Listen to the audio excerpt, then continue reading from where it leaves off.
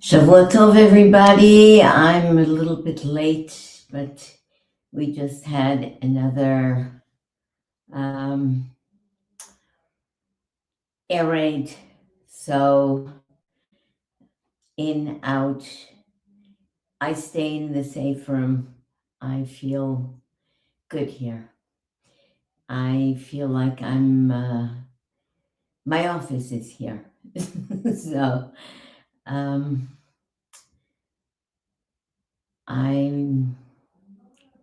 what can I say? Difficult week. 3 o'clock in the morning, 2 o'clock in the morning, 1 o'clock in the morning, out of bed, into the safe room. But you know what? Knowing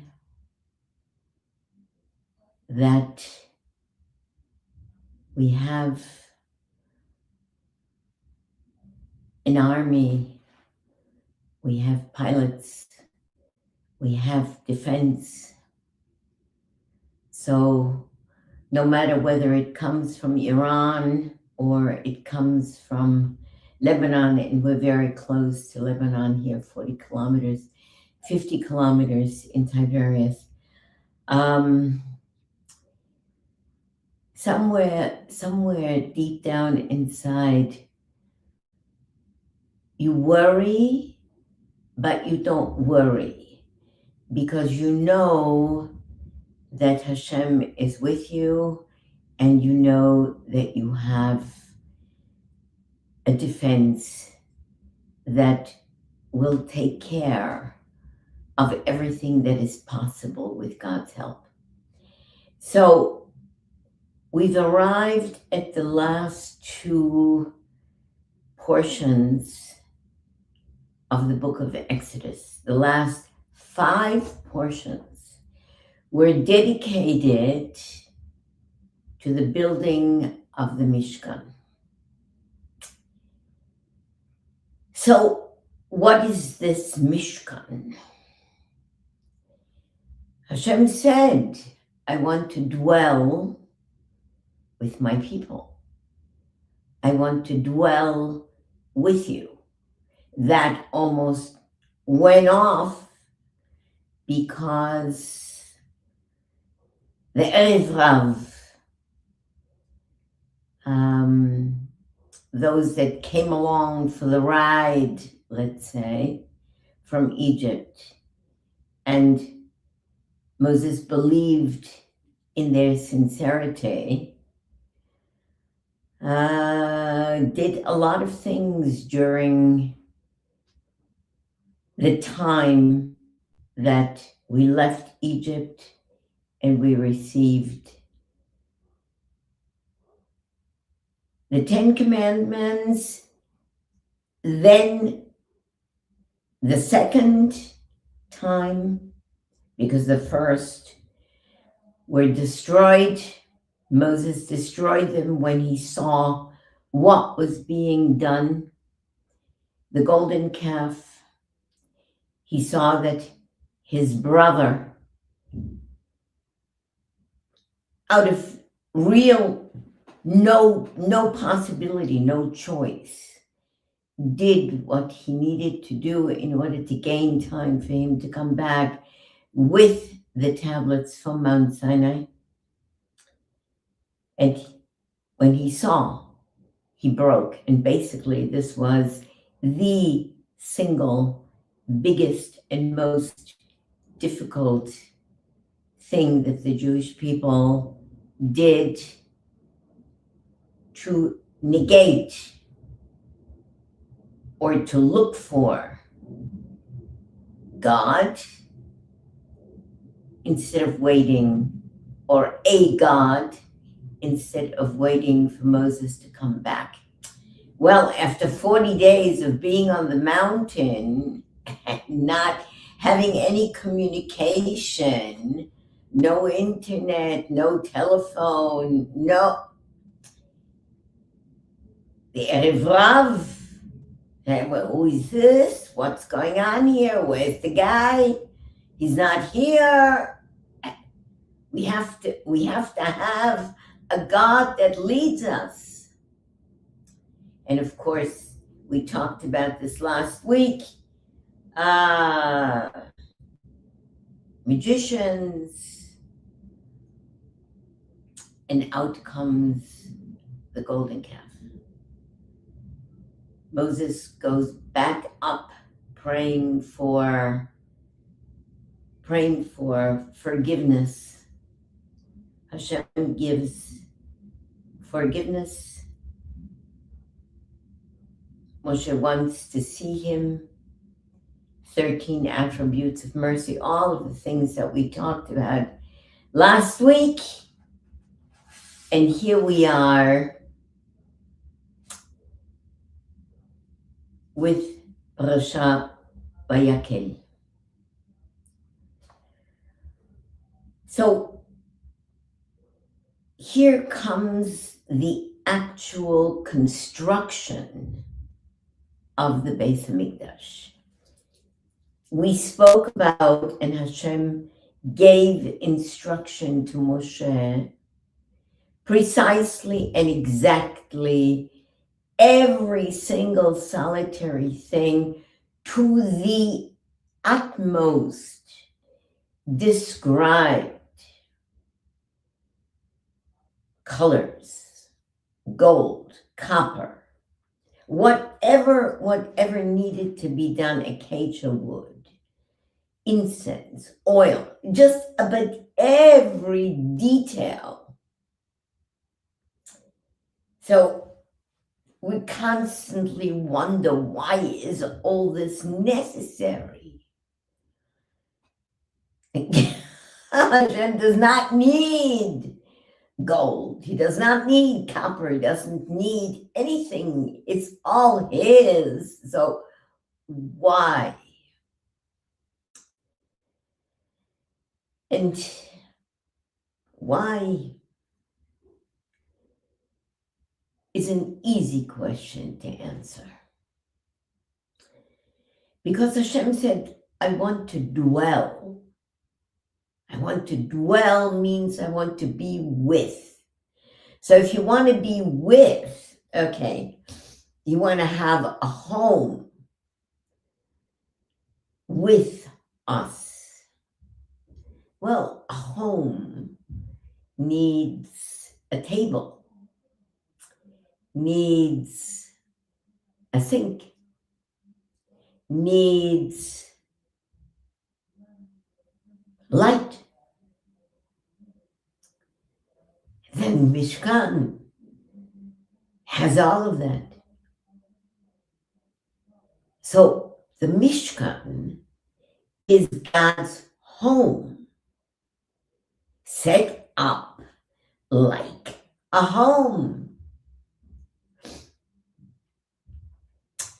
To me, in my way of thinking, and today I read some comments of some very important rabbanim from long time ago and from today, something that I've always believed in, something that I've always believed in, and something that I very, very much feel inside me, is that the MISHKAN is me. The MISHKAN is my neshama. There isn't anything closer to Hashem than my neshama. And he wants to be close. He wants to be part of.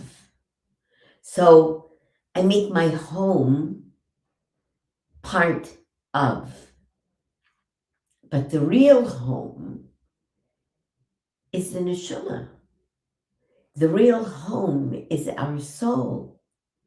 The real home is the understanding that no matter what, And no matter how, Hashem is always with you, with us as a people, because we're his people, but with you, you're the Mishkan. I've thought about this for many, many, many years. I constantly think about it. And the Rebbe, forgive me, the windows are closed and all the metal is on, so there is no air. I have the doors open, but I'm very, very sensitive, so forgive me.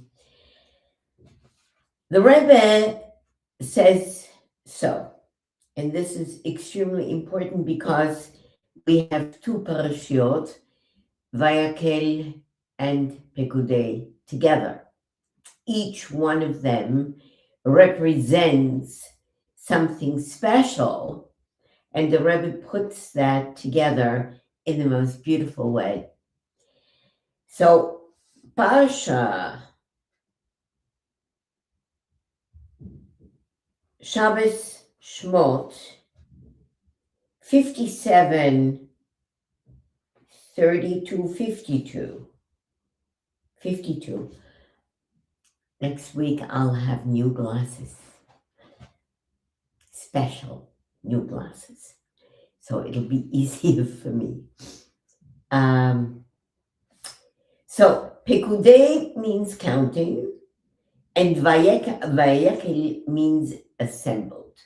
So the first thing in Vayakel, of course, that we talk about is Moshe assembles all the people, and he tells them, these are the things that God commanded to be done. For 6 days work may be done, but on the seventh day, that day should be holy for you, a day of complete rest to God. Whoever does work on it shall be put to death. You should not kindle fire in any of your dwelling places on the Shabbos day. First thing, we talked about this extensively last week. We've heard about it before. We've talked about it before. Shabbat is, of all conversations, the Holy of Holies. Holier than Yom Kippur, holier than Rosh Hashanah, Holy of Holies above and beyond. Moshe spoke to the entire community of children of Israel. Notice again the difference between children of Israel and the people. Different story. We talked about it last week. This is the thing which God has commanded me to say to you. Collect from among yourselves a contribution, offering for God. Every person, here is major, great conversation. Every person whose heart inspires him to generosity should bring the following contribution to God. And then we begin with all the things that we've talked about in 5 parashiot. Every person whose heart inspires him. All the people came, all the people brought, and they brought everything that was necessary, to the point where Moshe said, enough, enough, enough. We have enough, don't bring any more.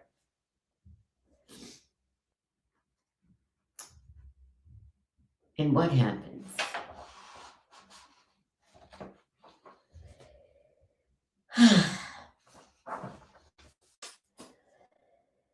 So, Vayakel represents quality in our divine service, since merging with a greater whole confers on a person a qualitative superior experience.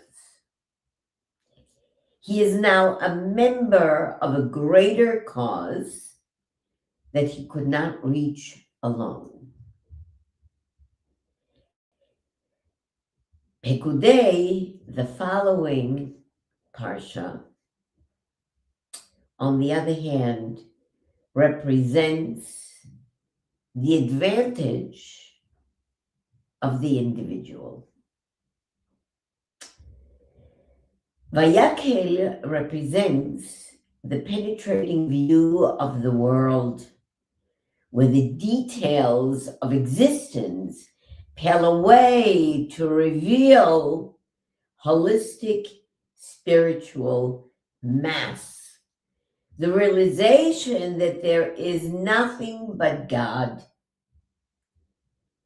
Pekude represents a smaller view of the world, where every detail is seen in its own right, with the understanding that every detail reveals God's glory in its own way. One thing is for a person to be part of a communal whole, Israel, and the other is no matter how low a person goes, and no matter how disconnected they are, their neshama is always part of the whole, Hashem. And the unique talents which God gave to each and every one of us are individual, and no one else has them. There are many people who do the same thing. Many people who have the same job. Many people who think they have the same talents. Okay. But Hashem says, each one of you is tremendously important. Each one of you has part of me inside of you with your own individual extraordinary potential. Bezalel, we talked about it last week already, was chosen to be the divine inspiration for all of the work that needs to be done. And Ohaliav was a weaver. He was extraordinary. From two different tribes, one very, very high, the other one the lowest. It doesn't matter. Because when Hashem grants you the inspiration, and that doesn't come from you, it doesn't come from us individually, it comes as a gift. And for that reason, don't think for any reason whatsoever that your accomplishments are your own. You're a chosen vessel for the accomplishment, whatever it may be. But don't think for a second that no matter what it is that you do is not a gift, because that's what it is. It's Hashem's gift to each and every one of us. Sparks of Chassidus. The Torah equates the talents of Bezalel, who was of the esteemed lineage Yehuda, with Oholiav, who was of the lowest of the tribes, Dan. This encouraged the poorer members of the community who could not afford to make large donations, that their contribution was as meaningful to God as that of the rich. Oh, so immensely important to understand that millions of dollars in donation are exactly the same as machatzita shekel, a half a shekel, that the poor and the rich alike give for the donation of their soul. So, there are people who were blessed financially and can afford to do a lot of things. There are other people who don't have that privilege, but they have a big heart. And so $50 for them, $100 for them is a lot of money. So what Hashem does is he gives, he takes, but the greatest thing he gives us is not $1 million. The greatest thing he gives us is the extraordinary potential of our souls to come together to create for him a home and to create for him a dwelling place where he's comfortable. When you invite for Shabbos, for Shabbat, you want people to come to your house, to enjoy being in your house, to be comfortable being in your house, to feel a delight of being in your house. And you cook and you prepare and you do your utmost for your guests to be comfortable. Well, do your utmost for Hashem to be comfortable with your neshama. Make your neshama, make your whole being a comfortable home for Hashem. I love this. I love this. Why? Because it makes me feel like I'm part of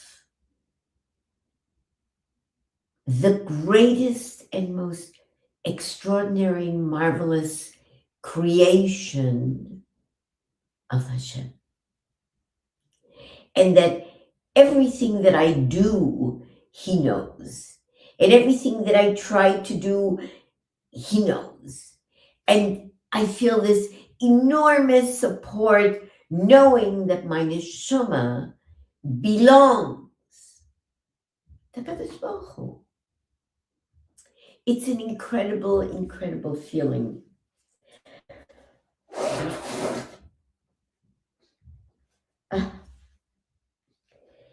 In November of last year, my book, Scream of the Soul, came out in English after L'Urlo dell'Anima came out in Italian, and everybody was real upset with me that there was no English translation.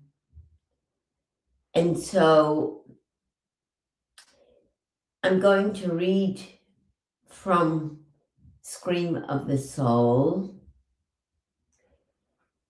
the poem that I wrote for Parashat Pekude, the next parsha, which basically brings it all together, brings the whole idea of the Mishkan, which, by the way, precursor obviously to the temples, but the Mishkan was never destroyed.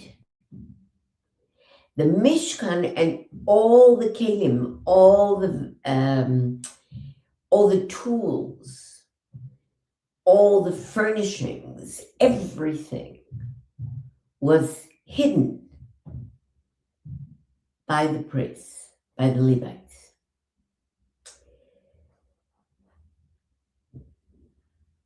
Never found. It's not time yet, but soon it will be time. So after 2 years ago, after I finished Parashat Pekude, I wrote this poem, which of course is in Scream of the Soul, which you can buy on Amazon. And it's called My Alliance. The palace, already familiar, already loved, hard benches, waving flames, aura, spirit. Here, sounds audible, palpable, felt only unconsciously, yet I recognize memorable, sacred feelings deep within. Inside, the Holy of Holy opens to cantillations, annihilating well-formed defensive walls, eons of idolatry, cemented by 1,000 grounds for doubt, perceiving, allowing, accepting unknown emotions felt. Tears accelerate innate expressions of faith, achieving heights of prayer, devotion, and trust, strengthening, fortifying, supporting.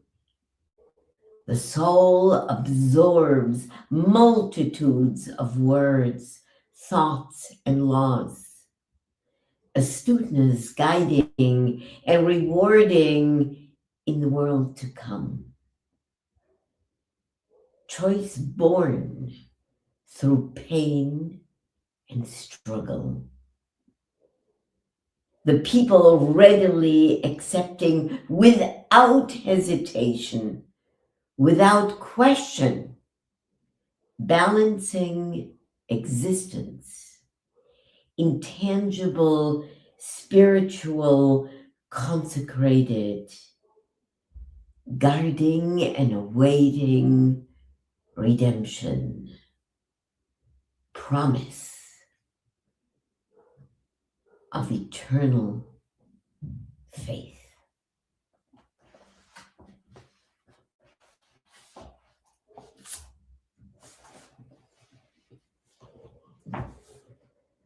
That's what I feel like.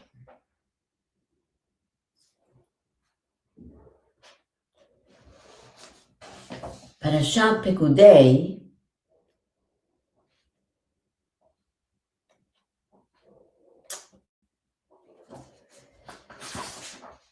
begins with the words, "Here are the accounts of the tabernacle of the testimony, which were counted at Moshe's command. All these items were serviced by the Levites under the direction of Isamar, the son of Aaron the priest." Would you imagine for a second that Moses would insist on an audit? And he does. He wants to be certain. Moses wants to be certain that not one small anything is not accounted for.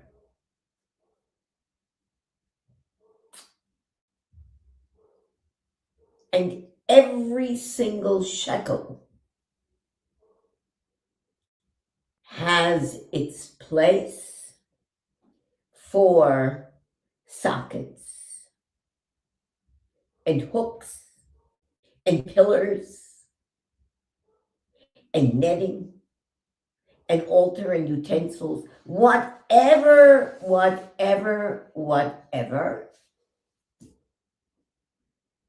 And there is something missing. In the accounting of Moses, something is missing. A voice from above came to tell the people on what the money was spent, on what the money was spent, in order to make sure that there is never a doubt that Moses, who was extremely wealthy on his own, didn't take a penny from what were the donations for the Mishkan. Okay, it's. I don't want to go into detail because really, in reality, I would love for you to read this because it seems to me so incredibly amazing that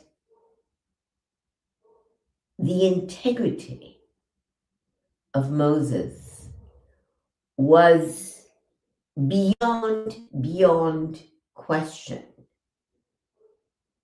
And yet, a voice from heaven had to come to make sure that the minuscule amount, considering everything that was used, would be absolutely taken into consideration and show that Moshe Rabbeinu is beyond. Here the priestly garments are made, they're described, most unbelievable, extraordinary sewing and weaving that gets done according to Hashem's desires and his laws and regulations as to how everything needs to be done.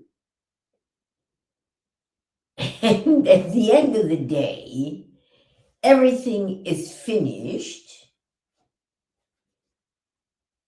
and it was gigantic. And nobody could put it together, so they all brought it to Moshe.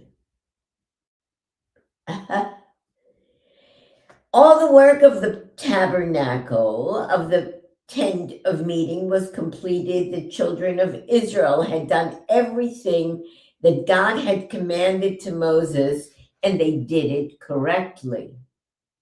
When they found that the beams were too heavy to erect, they brought the tabernacle to Moses, the tent and all its furnishings, its clasps, the beams, its bolts, its pillars, the sockets, the covering of the ram's skin, everything.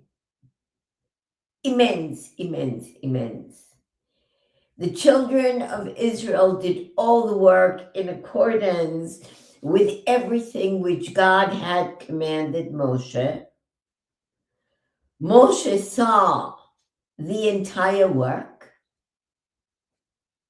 Torah writes, and look, they had done it as God commanded.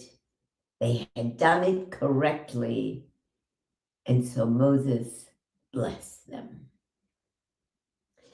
God spoke to Moses, saying, on the day of inauguration, in the first month, on the first day of the month, you should set up the tabernacle, the tent of meeting.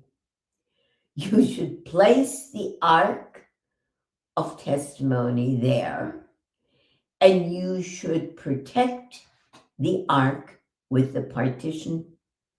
You should bring in the table and set it up, its arrangement, set up the arrangements of multi-surface bread. You should bring in the menorah and kindle the lamps. You should place the golden incense altar in front of the ark of testimony, and you should put up the curtains of the entrance to the tabernacle. And you should, and you should, and you should, and you should. And then you should bring Aaron and his sons near the entrance of the tent of meeting, and you should bathe them in water. You should dress Aaron with the holy garments, and you should anoint him and sanctify him, so he may serve me as a priest. You should bring his sons near and clothe them with the checkered tunics. You should anoint them as you have anointed their father, so that they may serve me as priests. And this should be done so their anointment will confer on them an everlasting priesthood throughout their generations. That means that any Levite throughout the generations is of the descendancy of Aaron HaKohen, and when it's time, could be called upon, should be called upon, is responsible to be called upon, to being a priest for Hashem.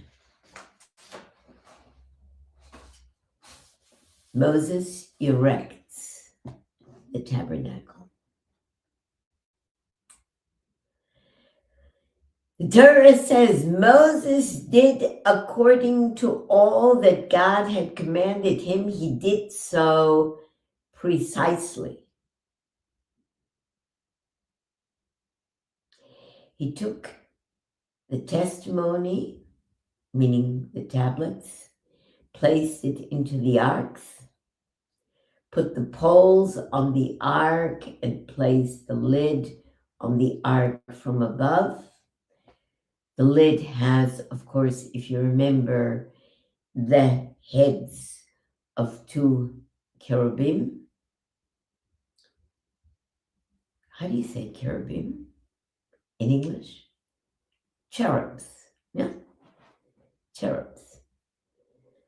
With the faces of two children.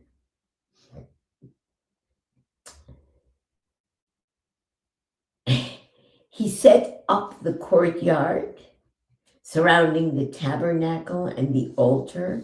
He put up the curtains at the entrance to the courtyard. In other words, he did all. That which was impossible for all the craftsmen who did everything to perfection that Hashem ordered and commanded, but they couldn't put it together.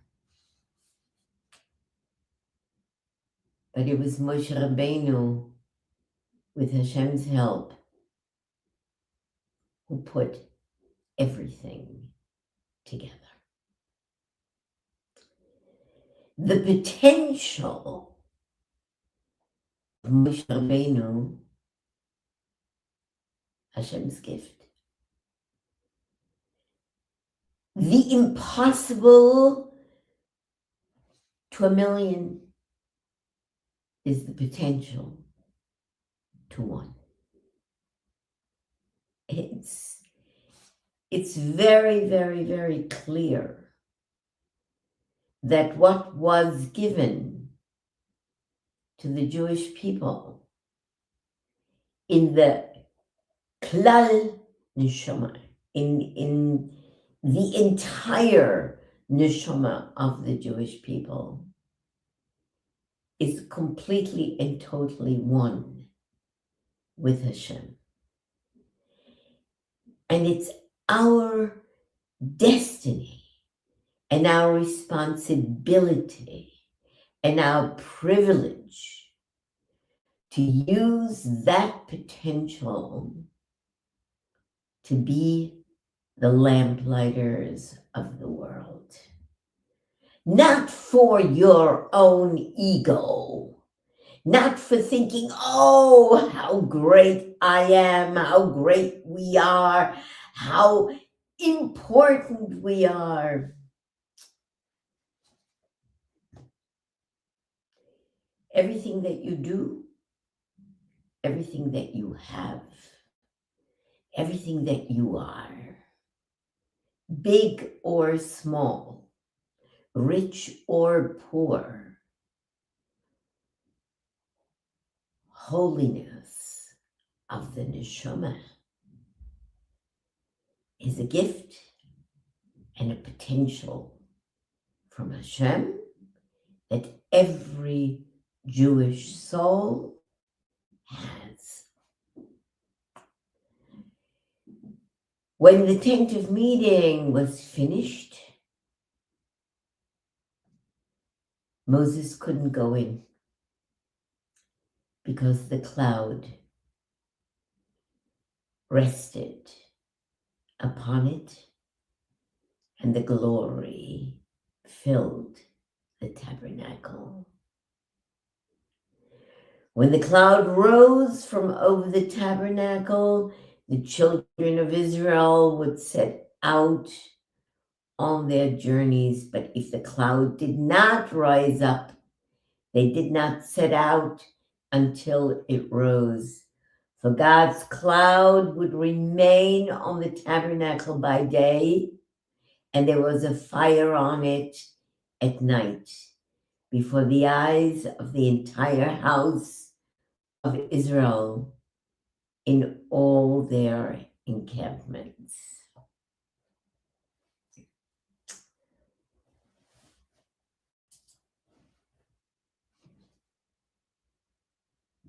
So if our homes are really the house of God, then the cloud would rest also upon our homes, upon ourselves and our neshamas. And so it is, because everything that we do, that we think that we do, is ultimately Hashem who does, because He is the master of the house. We finish the book of Exodus. We finish with Parashat Pekude, and we say, Chazak, Chazak, Venitchazek. Be strong, and may we be strengthened.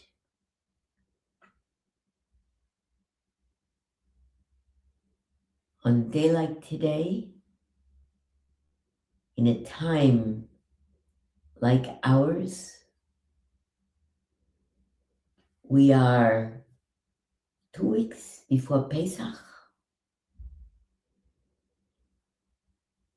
2 weeks before Passover, where we celebrate the going out of Egypt. What a time we live in. Time for redemption. May Hashem give us the strength to understand the potential that He gave our neshamas, our souls, and may we open up all of our reservoirs to allow Him to come into His home and give us strength and give us koach and give us fortitude and give us peace and give us love for each other, so we can achieve peace, not only at home, but for all of His creation. Blessings, blessings, blessings. Shalom to everyone.